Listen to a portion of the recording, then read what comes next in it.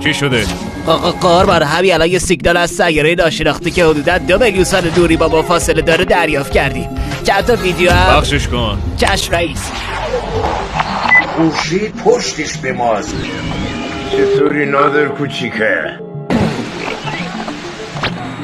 به نظر شما ما مشکلات زیاد داریم. با این وجود میخوام بدونم که آمریکا تونسته تو این چند سال ملت بزرگ ایرانو به زانو در بیاره یا نه؟ خیر، آمریکا هیچ غلط نمیتونه بکنه. میدونی چرا؟ به خاطر این که حزب اللهی هم بچه تبریزم. این جیرانی 100% به خاطر آمریکا اسرائیل برم گمشن. اون با آره من نظر چیه؟ درسته یا نه؟